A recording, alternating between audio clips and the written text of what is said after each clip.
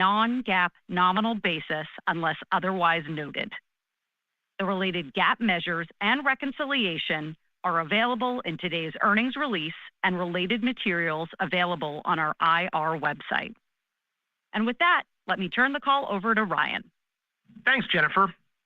This quarter, our financial performance once again demonstrated the power of Visa's diverse business model, global scale, commitment to innovation, and relentless focus on our clients. We delivered net revenue of $10.2 billion, up 14% year over year, and EPS up 23% year over year. Our key business drivers were strong. In constant dollars, overall payments volume grew 8% year over year. U.S. payment volume grew 7%, and international payments volume grew 10%. Cross-border volume, excluding intra-Europe, rose 11% in constant dollars, and processed transactions grew 10% year over year. We are obsessed about serving our clients and wake up every morning thinking about what we can do to help them be successful today and in the future. We recently completed our annual Global Client Engagement Survey, where Visa again received a Net Promoter Score of 76, a tangible sign of how our clients feel about Visa and our capabilities, services, and products. And as I'm sure you all saw, we hosted our product drop on April 30th. We shared how we are continuing to evolve the Visa as a Service stack to advance our product developments and lead in a number of areas, including AI and stablecoins, across consumer payments, commercial and money movement solutions, and value-added services. Now let's look at some of the specific innovations and progress across our growth pillars this quarter. In consumer payments, we continued to grow through a focus on solutions to address both carded and non-carded volumes across the globe. Total credentials were up 7% year over year, marking the 9th consecutive quarter of at least 7% growth. We are nearing 15 billion tokens, and now more than 50% of our e-commerce transactions are tokenized globally, getting closer to our ultimate goal of reaching 100% penetration. As we continue to transform Visa cards for a more digital future, our Flex credential is an important solution. We have seen interest across various use cases, such as buy now, pay later, small business, multi-currency, and more. This quarter, we announced that Klarna will be launching a Klarna card powered by our Flex credential in both the US and Europe. We also expanded Flex credential geographically with inaugural clients in Vietnam, the Philippines, and Bangladesh.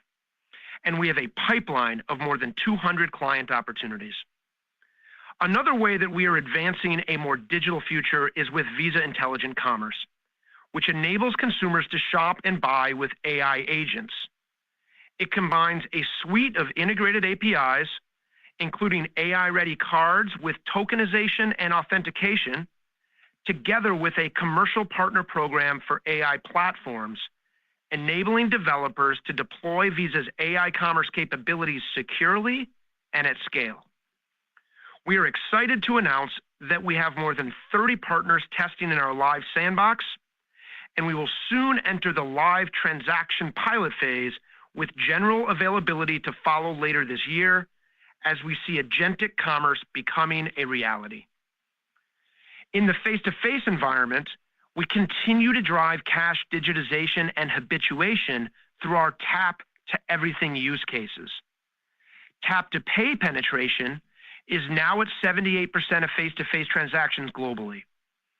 As a result of our efforts to increase issuance and acceptance, especially transit, which drives habituation, we now have 75 U.S. cities at 60% penetration or higher, up from 30 cities just last year, and New York City and San Francisco have now surpassed 85% and 80% respectively.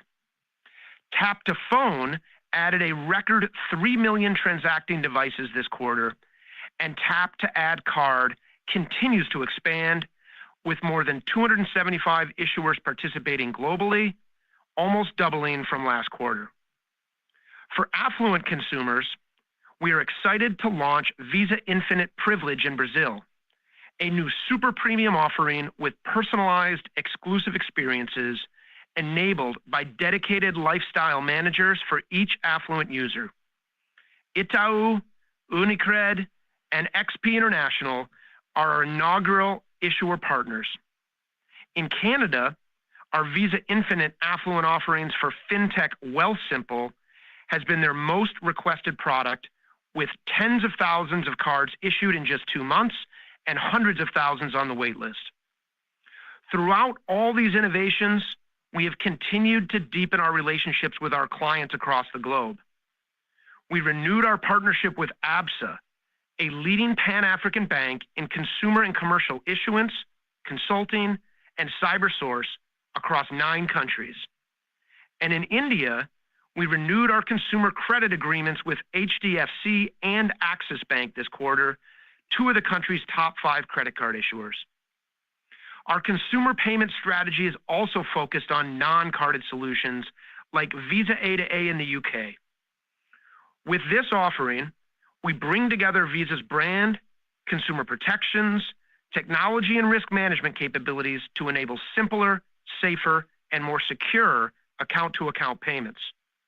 We released APIs on the Visa Developer Platform a few months ago, and we now have several partners on board and even more in our pipeline, with a formal launch soon.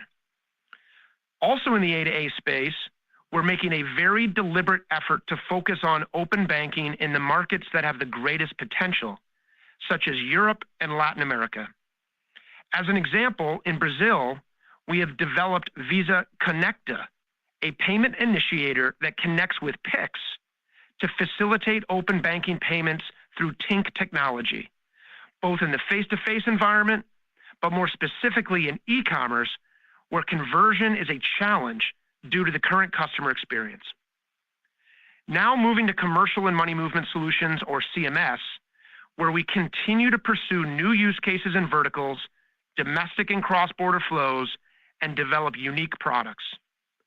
This quarter, commercial payments volume was up 7% in constant dollars, Visa Direct transactions grew 25%, and CMS revenue rose 13% year over year in constant dollars. In Visa Commercial Solutions, one of our key strategies is addressing the day-to-day challenges of small and large businesses through our vertical-specific solutions. In the healthcare and benefits vertical, we are very active, including providing solutions for employee benefits to more than half of the top HSA providers in the U.S.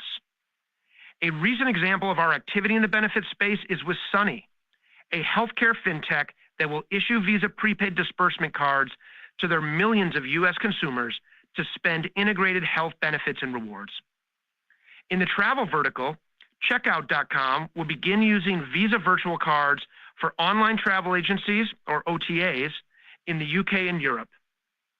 In addition, Pliant, already an important issuing partner across numerous verticals in Europe, will be expanding into the US, bringing their virtual card-as-a-service offerings with spend management capabilities to OTAs, travel management companies, and others in the travel vertical. And in the fleet and fuel vertical, we continue to make progress with our Fleet 2.0 solution, providing key Visa enhancements such as EMV chips, digital wallet provisioning, and contactless payments. In Europe, Octopus Energy is one of the region's largest energy suppliers, and they selected Visa as their partner as they start issuing cards to fleet managers seeking a single payment solution to manage mobility expenses. In Visa Direct, we have made some important progress in facilitating cross-border flows to further our positioning as the largest money movement platform by transactions, volumes, and endpoints. One of the biggest banks in the UAE, with over 60 branches serving over 1 million customers, ADIB, will use Visa Direct to power Remit, their newly launched remittances program, by offering access to cards, accounts, and wallets across all corridors. In Bangladesh, we have signed our first 4 partners to enable Visa Direct, Magna Bank, Trust Bank, Midland Bank, and BRAC Bank, specifically for outbound cross-border payments.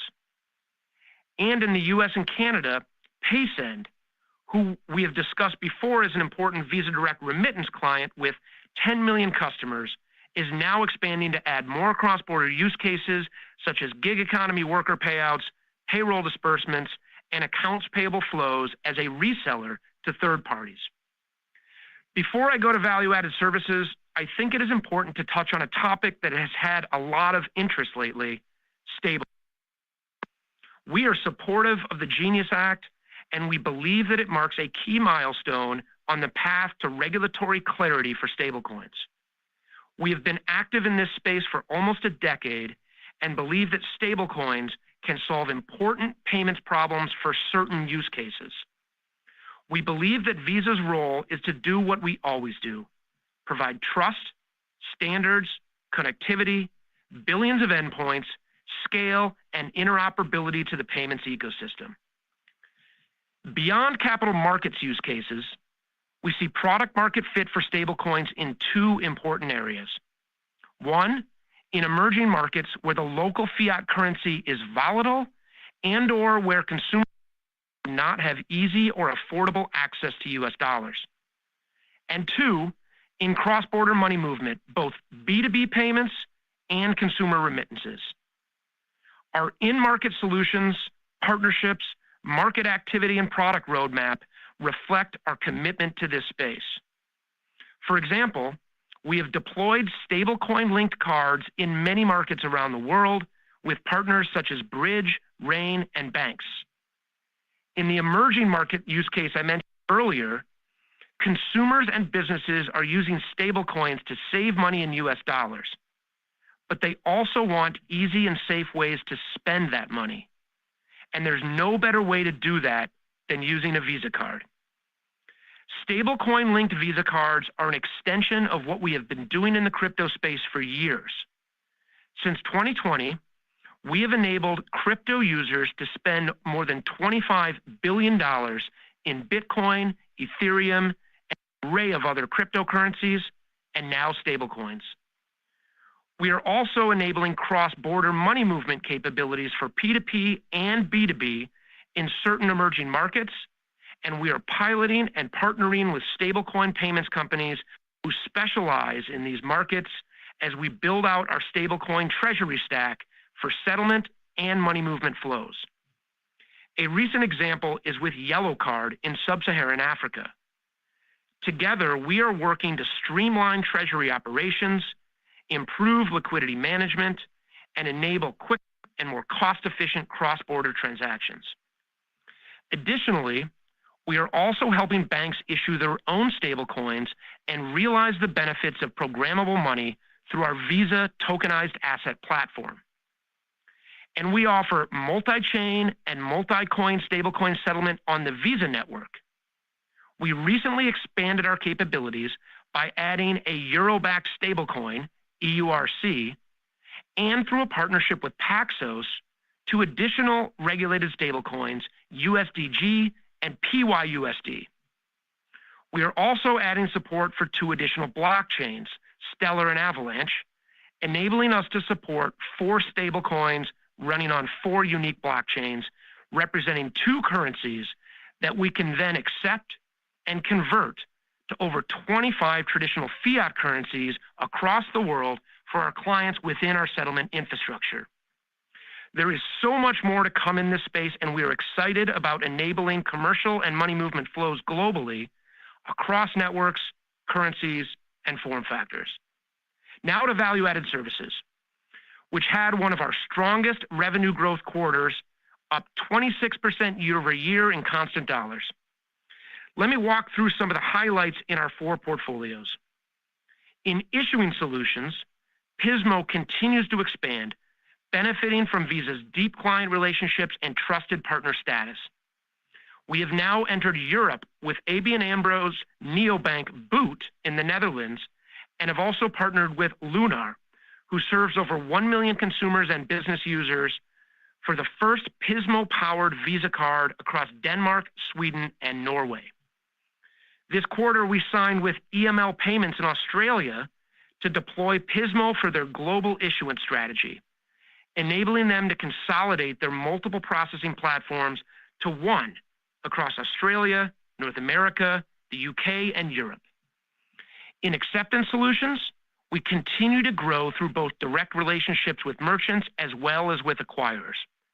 I'll give two examples of each. First, direct with merchants.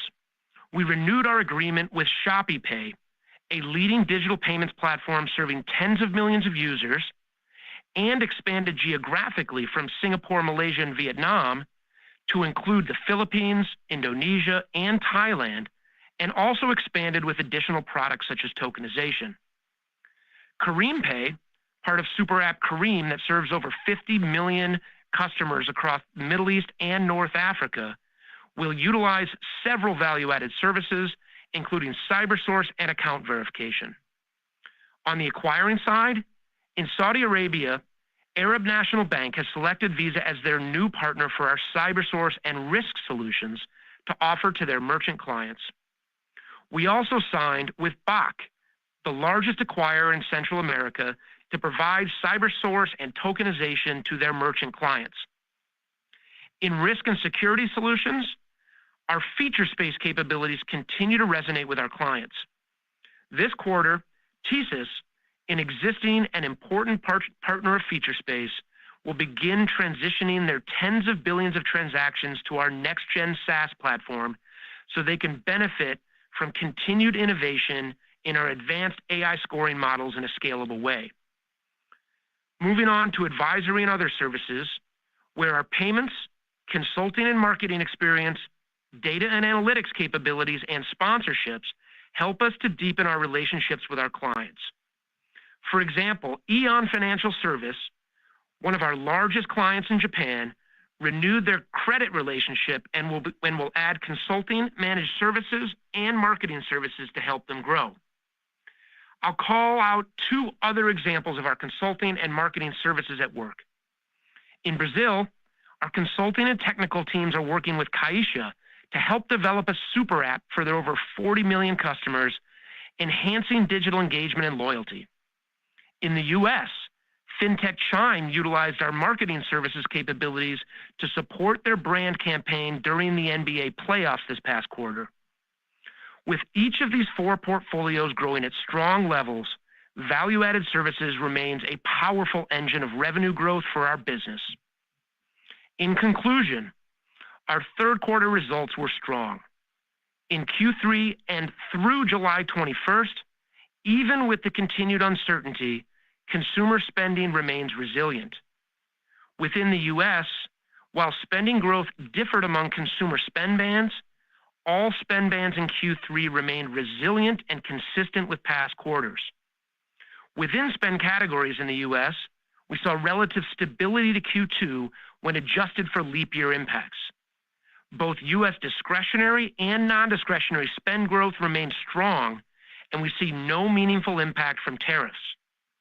For cross-border, total volume growth excluding intra-Europe remains strong and above pre-COVID levels, even with continued impacts from currency weakness and travel to specific countries.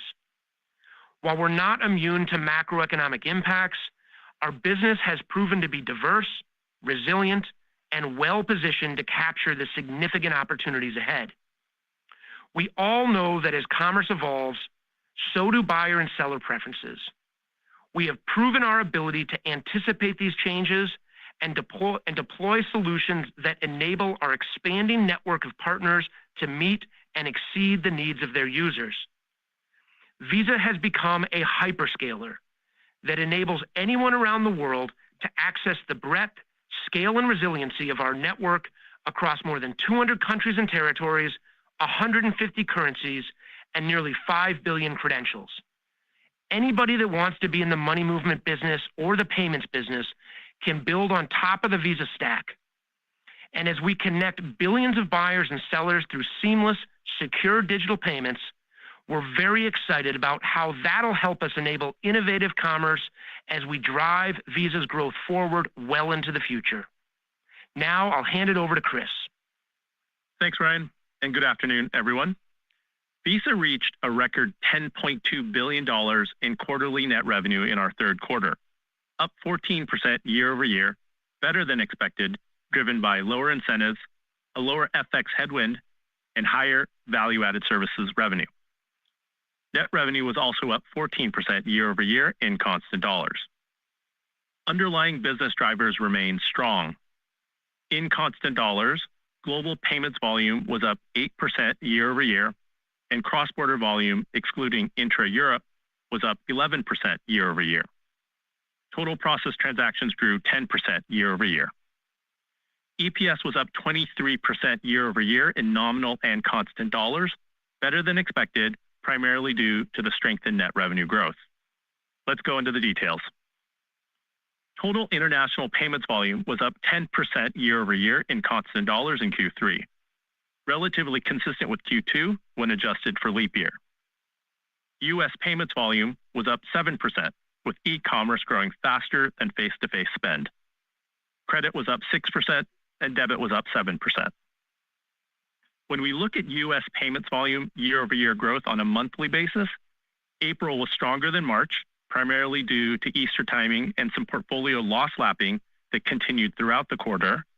May was relatively in line with April, and June was softer, primarily due to the impact of both days mix and bill pay timing.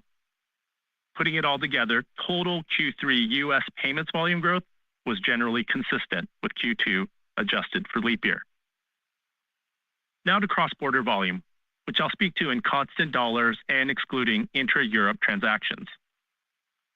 You may recall that we expected Q3 total cross-border volume growth to moderate from Q2 and be slightly below Q4 of FY24, primarily due to the impacts of weaker currencies in certain countries and the Canada to U.S. travel corridor.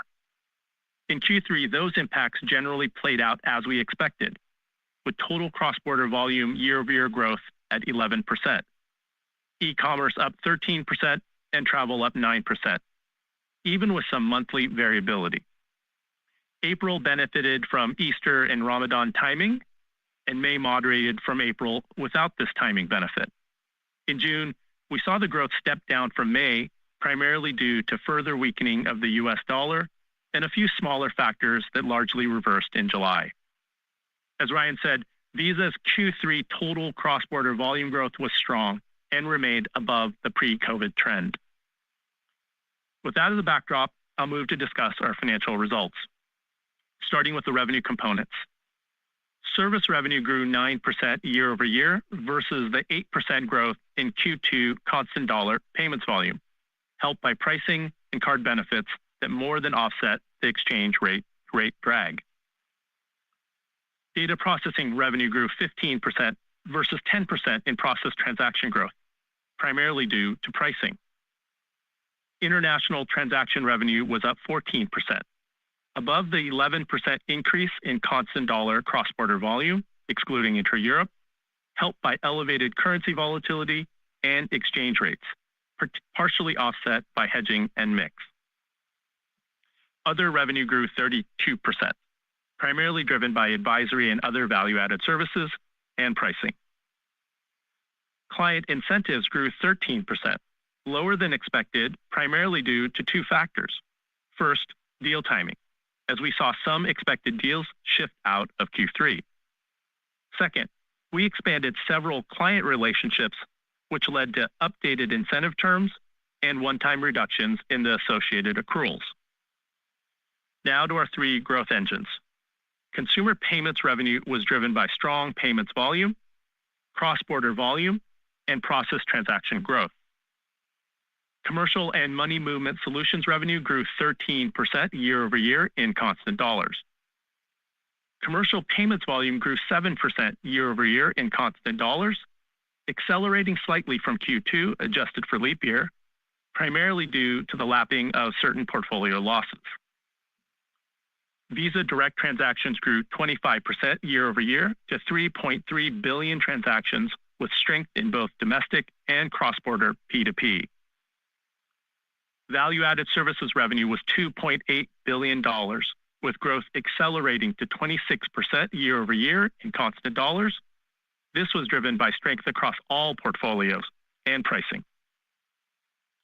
Operating expenses grew 13%, higher than expected, primarily due to a lower than expected FX benefit and higher than expected personnel expenses.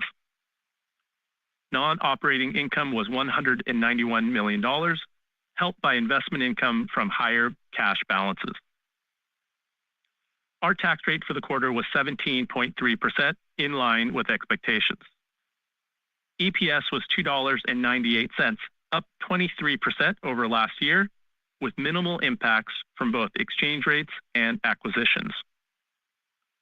During the quarter, we issued 3.5 billion euros of fixed-rate senior notes with maturities ranging between 3 and 19 years and interest rates from 2.25% to 3.875%.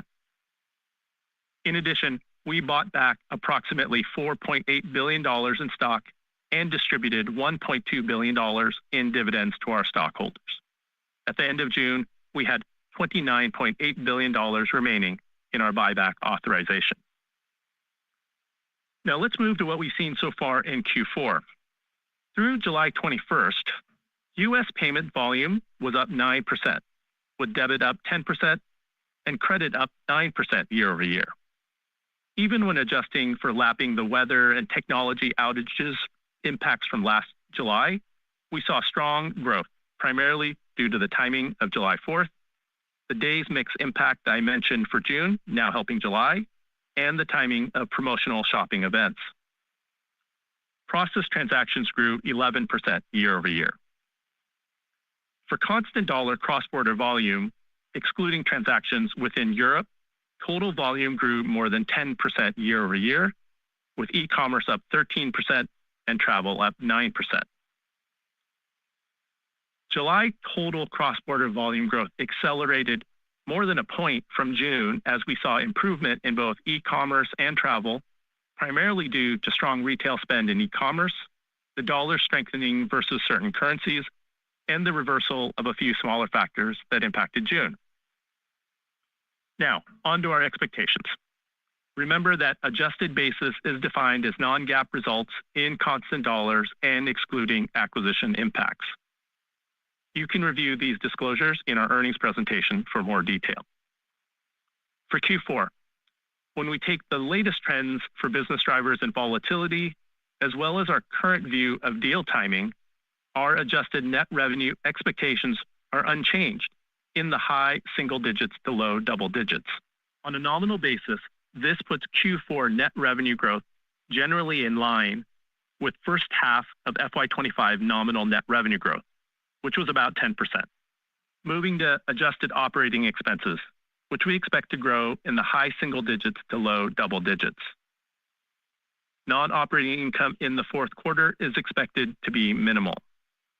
And our tax rate in the fourth quarter is expected to be between 18.5% and 19%. As a result, we expect adjusted fourth quarter EPS growth to be in the high single digits.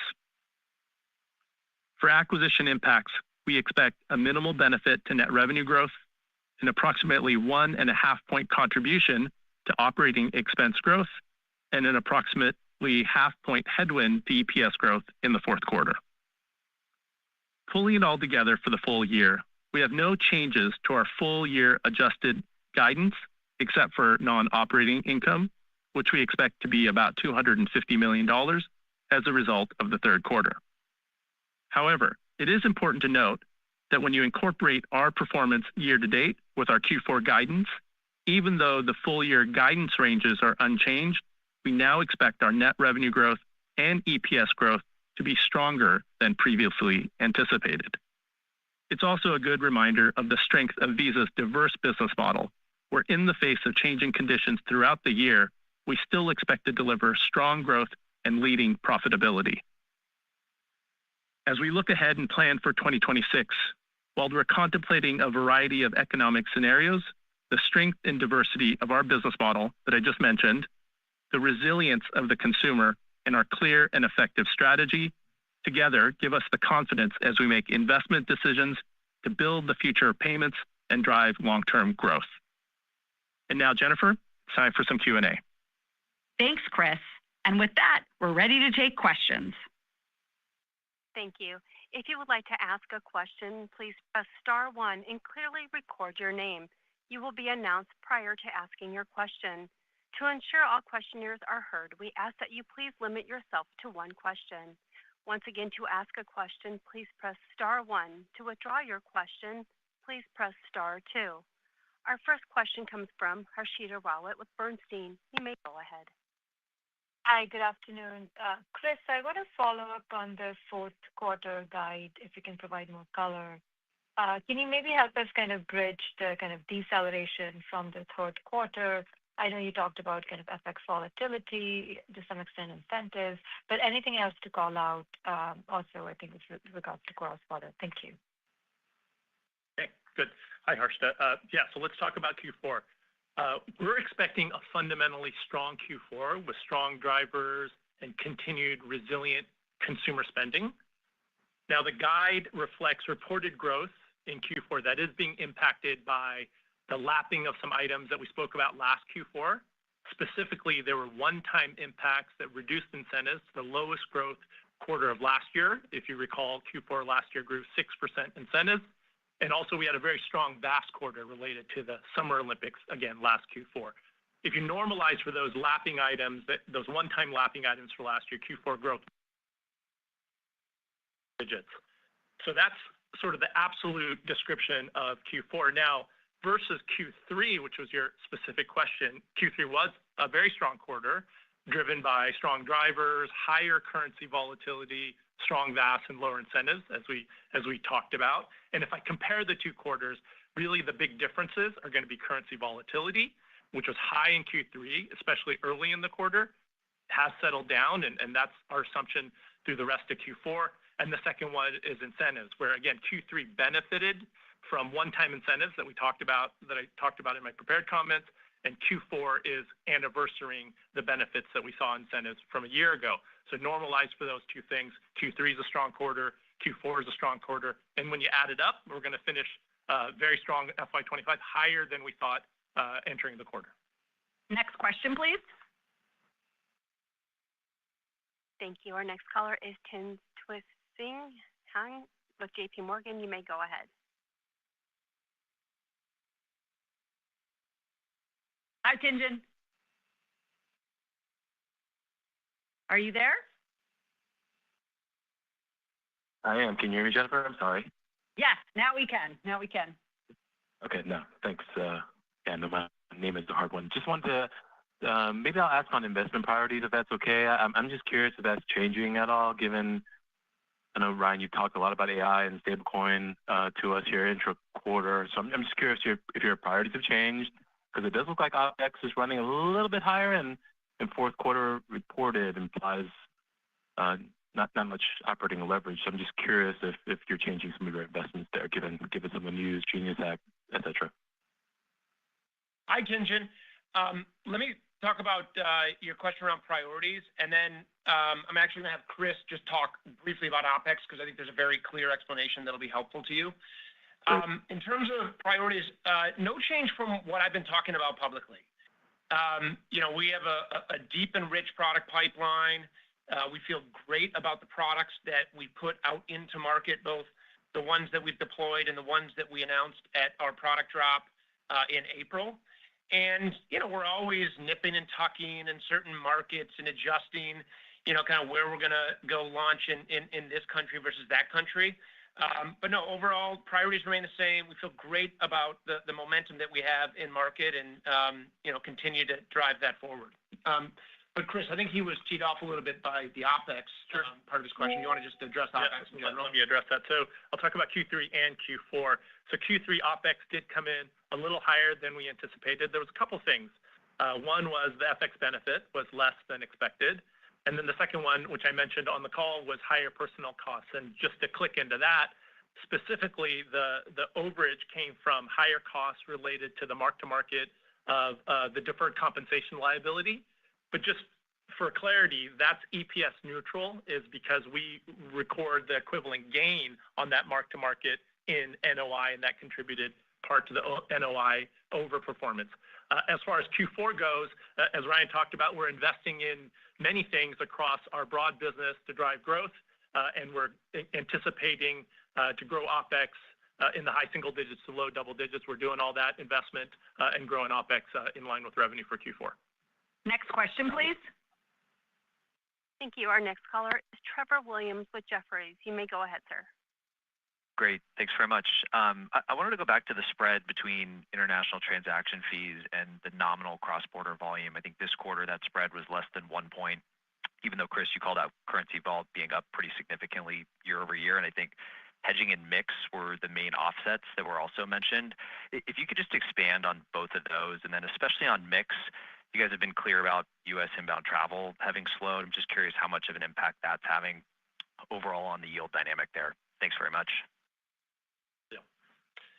Sure, Trevor. Let's go into all the different components as you called out. Well, the two numbers that I'll reference is the 11% growth in total cross-border versus the 14% international. And as you point out, the spread shrinks on a nominal basis. So the three factors were higher currency volatility. We've talked about that at length. And then the other two items, hedging, which is in line with our strategy to mitigate cash flow impacts of FX movements. And in this quarter, we had a hedging loss that offset a portion of the favorable impact of the weaker U.S. dollar. And then the third one being mix. You mentioned Canada to U.S. That is a variable in here. So across our business, the composition of our yields can and does vary. Different clients, different regions. And that's the example I'll use. The U.S. inbound is one of our higher yielding corridors, and that's being impacted by the Canada to U.S. volume. So the mix can certainly be an offset to the higher volatility. Those are the puts and takes for the quarter within that line specifically. But all in all, we're pleased again that revenue, whether it's in international or in data processing or service fee, we're outgrowing volumes in all three categories. Next question, please. Timothy Chiodo with UBS. Please go ahead. Great. Thank you for taking the question. I want to see if we can dig in a little bit to Visa Direct. So on our estimates, it's becoming a more important part of the volume growth algorithm, and particularly for debit. I wanted to see if we could hit two topics. One is some of the newer or faster growth use cases.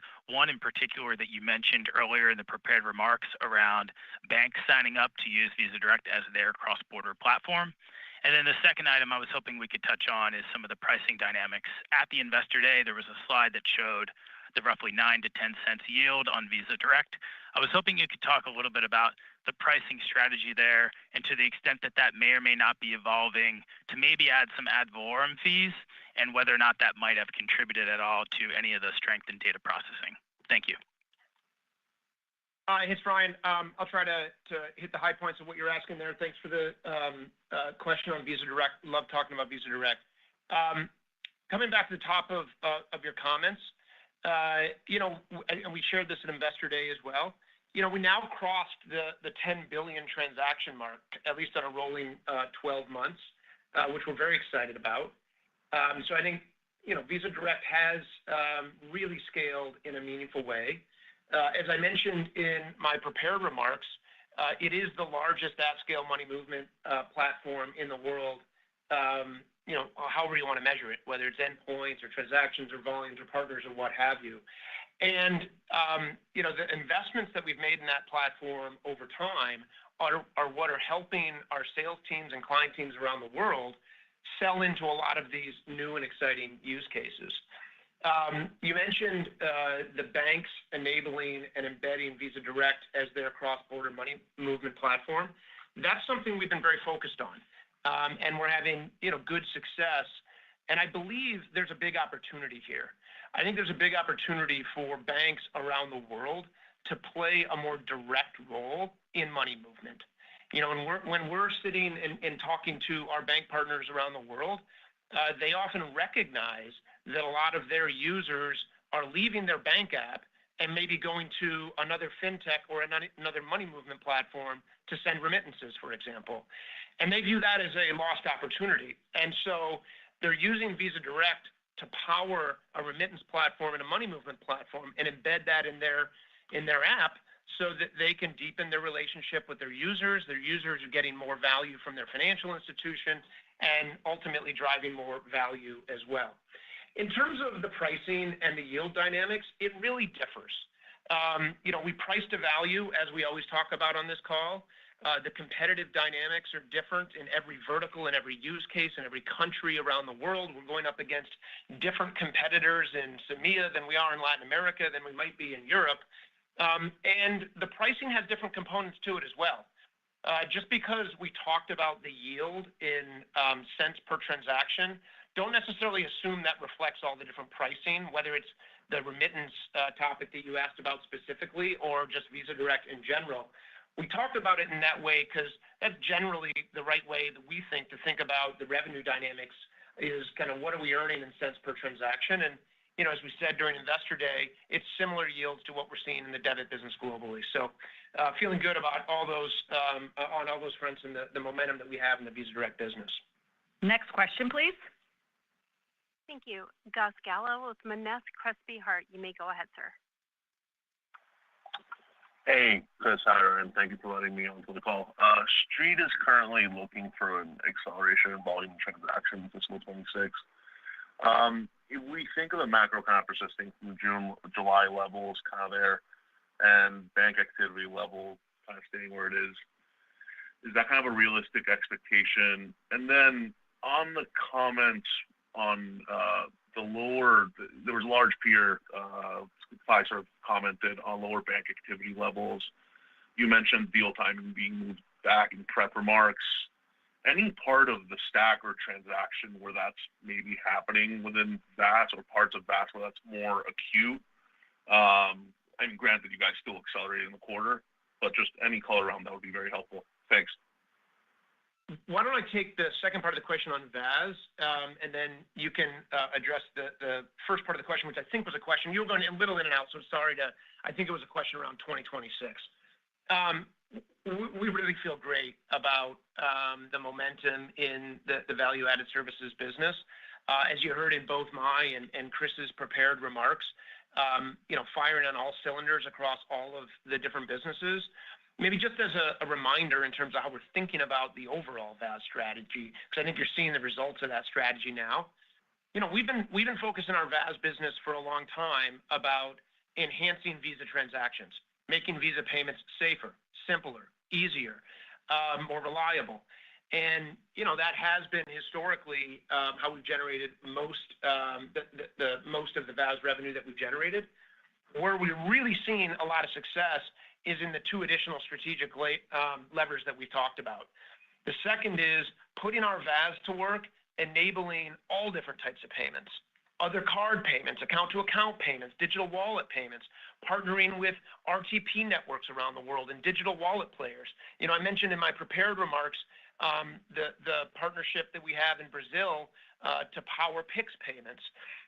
So we're really starting to see a lot of momentum in this second leg of the strategy by putting our VAS to work to enable all different types of payments. And then the third area, which is really going beyond payments and helping our clients with a whole range of things, from marketing to managed services to strategy to analytics to data. And there too, in my prepared remarks, you heard a lot of great examples from all around the world of the success we're having in that area. So, good progress, good momentum, and you're starting to see kind of the strategy that we talked about a couple of years ago really start to come through in the performance in the numbers. And then, Chris, I think there was a question about 2026. Yeah, let me comment on 26. Obviously, we're focused on closing Q4 and finishing FY25 strong, but we are also in the planning phases for FY26. And broadly, we see tremendous opportunity across our three growth engines: consumer payments, CMS, and VAS. And as we think about 2026, we're evaluating several drivers and parameters, including various macroeconomic scenarios, expected client renewals, and pricing in both the card-present and card-not-present environment, as well as the investments we want to make to build the future payments. Now, we'll have a lot more to say about 26 in our next earnings call. Next question, please. Will Nance with Goldman Sachs, please go ahead.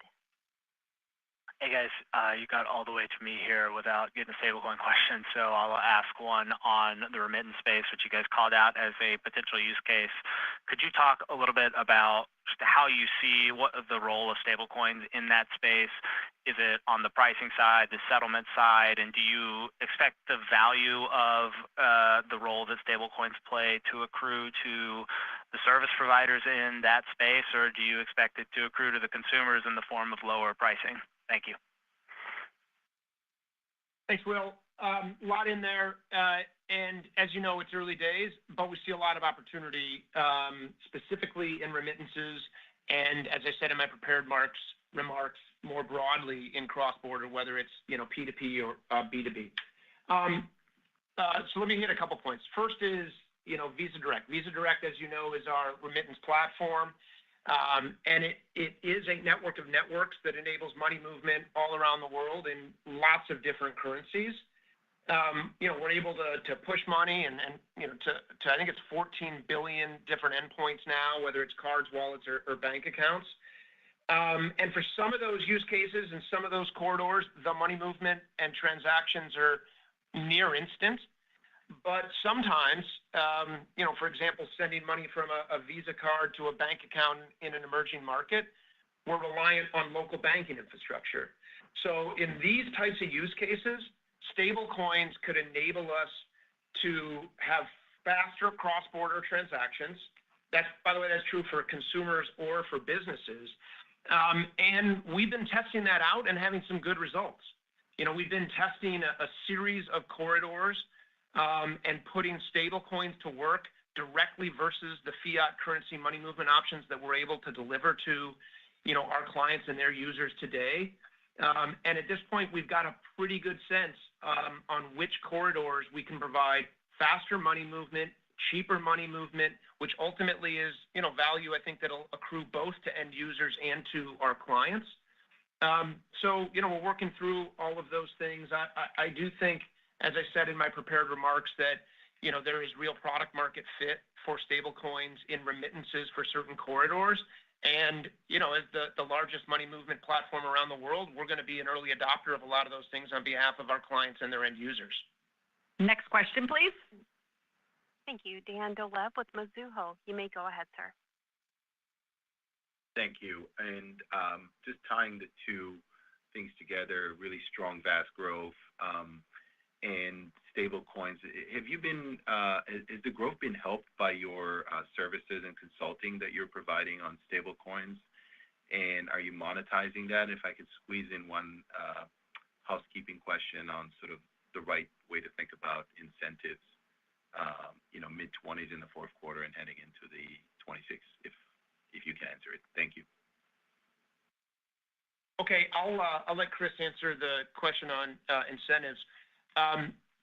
Thanks for your question on advisory. Our advisory business has been doing strong growth all around the world for a while now. And as you alluded to, and as I think you would expect, the most complicated, most impactful topics that are happening around the world in money movement are the ones where we're engaging with our clients. So yes, on stable coins and crypto more broadly. We launched our crypto advisory practice several years ago. I can't remember now. But our clients, both issuers and people on the seller side of the ecosystem, have really come to rely on our team of experts around the world to help them inform their strategies. And also, that leads to opportunities for us to put our products and services to work. So, for example, the Visa Tokenized Asset Platform is a platform that we've built to help financial institutions issue and mint and burn stable coins. And when we're working with them on their stablecoin strategies, that's a natural opportunity for us to kind of embed a platform like that. We're also, having a lot of success working with our clients on agentic, both AI broadly in terms of how they're running their companies, but specifically, as you'd imagine, the implications and the products and services that they're going to need to bring to market to win kind of in the agentic space. And those are just a couple examples. But I just want to take the opportunity to say thank you to our teams all around the world that have been working with our clients on all those tough topics and really helping them and serving our clients in a meaningful way. Chris, I think I had a question about incentives. Yep, Q4 incentives was the question. So I want to provide a little bit of context. A lot of what I'm going to say is things that were in my prepared comments, but also reminding you of some of the things that we said in previous quarters. As we've communicated all this year and earlier in my comments, we expected incentives to step up sequentially into Q3 and into Q4. And as a result, we have always consistently expected Q4 to be the highest growth quarter of FY25 from an incentive point of view, in part because of the lapping that I talked about in the Q4 number when we talked about the lapping of the one-time items, but also what I spoke about last quarter, which was the impact of performance adjustments, some deal timing that occurred prior to Q3. And so when you add that all up, Q4 was going to be the high point for incentives. But that all said, again, I'll just reiterate, our guidance today, our view of adjusted net revenue for Q4 is unchanged from the view that we had a quarter ago, even after contemplating all the re-estimation of the current volatility outlook, drivers, and our latest view of deal closures into Q4. It's going to be a fundamental strong Q4 to cap off a strong FY25. Next question, please. Darrin Peller with Wolfe Research. Please go ahead. Hey, thanks, guys. Can we just touch on, number one, the pricing dynamic that we're seeing in data processing and the spread between growth on revenue and volume was obviously strong. Just maybe explain a little more of what's going on behind it, where you're seeing the value on raising price there, and just the timing on it. Is it sustainable? And then just to revisit incentives also on timing also, because I think this year, fiscal 25 was supposed to be a higher year of renewals. I think you had talked about 20% of the book or something along those lines versus the norm more like 15. So is that still the case? And would we expect that to be more normalized next year? Thanks, guys. Okay. I'll take both of these, Darrin. So pricing, again, I'm going to go back to some of the things that we said earlier in this year. When we entered this year, we said the pricing benefit in FY25 is going to be similar to FY24, but the timing would be more back half weighted. And if you recall in Q1 and Q2, when we were having these conversations about revenue versus yield, pricing was less benefit than we might typically see in half one, consistent with that timing of pricing. And so now pricing back half loaded, we're having a more concentrated impact in Q3 and Q4, and that's really sort of what's happening. And so it's great that we see revenue outperforming volumes on data processing and a number of other spots. In terms of your second part of your question around the amount of volume of deals and deal timing, you are correct. 25 is a bigger year for renewals than 24. You quoted the 20% number. We still believe 20% of our PV is impacted this year above the 15% last year. It's just more deal activity. And as you know, the deals are long in duration, increasingly more expansive, which inherently brings a level of complexity. These are important deals, and so sometimes they take a long time to get right, and we're going to take the time to get them right. The good news is we feel really good about the success we're having renewing and expanding our client partnerships. But as you can see, the timing can vary a bit from quarter to quarter. Next question, please. Fahad Kunwar with Rothschild & Co Redburn. You may go ahead. Hi, both. Thanks for all the answers to the questions. Super helpful. I had one more on incentives, if you don't mind. If I go back a little further, incentive growth as a percentage of revenue has been going up about a percentage point a year for the best part of 10 years. It does feel like in the last kind of year and a half, it's stabilized, or at least in the last year at that 28% level. I know you talk about renewal cycles now, but is this an inflection point? Like, do we think that incentive growth now broadly runs in line with revenues, and that kind of trend line up has kind of inflected to be flat? Or is there something else that we're missing or some other change as to why we might see an inflection back upwards to that old growth rate? Thanks. Sure. I'll take this one as well. No, I mean, it's just honestly not the way that we think about our business. This is consistent with the way we've been talking about net revenue growth, and that's our focus. We're growing volumes, we're growing net revenues along with our partners, and incentives are simply a tool for us to achieve mutual goals. And it does get impacted, of course, by the volume of expirations and renewals, and it can vary from year to year, but I certainly am not going to comment on sort of the relationship between those two. We're driving net revenue growth and driving volumes, and that's the most important thing. Next question, please. Nate Svensson with Deutsche Bank. Please go ahead. Hi, guys. Thanks for the question. I wanted to talk a little more about cross-border trends, especially travel. I know you gave some color in the prepared remarks, but it looks like we've had a couple of soft months here in June, maybe a little bit of recovery in July month to date. Hoping you can give an update on what you're seeing specifically in international travel in your book of business, maybe what bookings look like, what impact recent FX moves are doing to consumer demand, et cetera. And then anything to call out on specific corridors. I know we talked about inbound U.S. from Canada, but anything like Europe to U.S. or any other changing dynamics you've seen maybe over the past 3 months or July month to date? Sure. Okay, let's talk cross-border. And this one, we'll sort of try to break into a fair level of detail, so bear with me. Just starting from the top, just so we have sort of a complete picture, cross-border growth in Q3, as we reported, 11%. That's intra-Europe and constant dollar, largely in line with the directional expectations that we had set at the beginning of the quarter. We did see variation from month to month for the factors that we talked about: holiday, timing of Easter, Ramadan, weakness in currency, U.S. to Canada, all those things that we had anticipated to happen in Q3. Much of it did play out. We did see the U.S. dollar weaken further, which may have impacted the June month as well. And then, obviously, in July, you referenced this as well, we've seen it accelerate more than a point from June. And we've seen that improvement in both travel and e-commerce related, we believe, due to the dollar strengthening again in July versus certain currencies. But also, we see strong retail spend in e-commerce and the reversal of some of the few of the smaller factors that we referenced in June.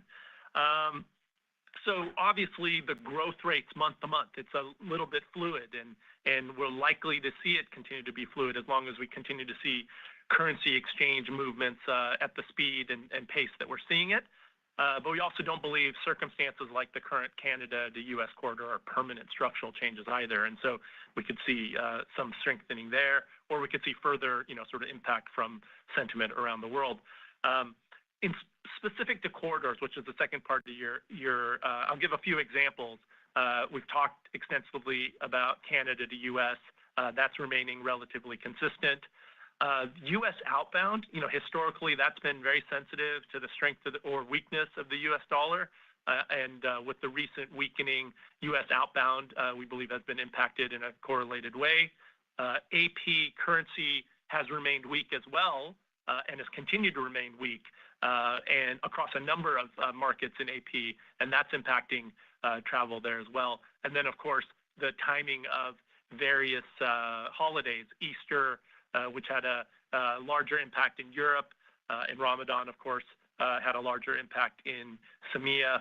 Those are some of the things that we're seeing from a corridor standpoint. But again, if we zoom out of the month to month and we look at cross-border in total, the overall level, the data, the trends, and we understand sort of the currency impacts that can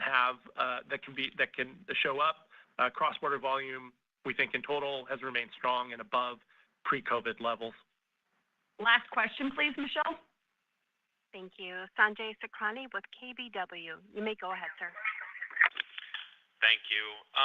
Had a bigger picture stablecoin question. Totally understand that Visa can add stablecoins to its suite of payment methods, link it to its products and services and acceptance network. But I guess if we pull up on the long runway to tap into the large revenue TAM and payments, Ryan, do you think stablecoins dilute that, or do you think it keeps it the same? Does it add to it? When does it become a material contributor in your view?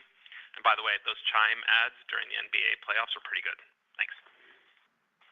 Sanjay, you're the best. Listen, I think you go back to the product market fit that I described. If you agree with that, which clearly I do, I think it's a lot of opportunity for us. And why do I say that? The first, on the emerging markets use cases, the bulk of those markets around the world are very cash-rich markets. The bulk of those markets around the world are markets where we haven't been as successful digitizing cash as we have in more mature markets. And so to the extent that stablecoins get adopted in a broad-based way by both consumers and businesses, and assuming that we are able to continue to have success with our playbook, that could accelerate our progress digitizing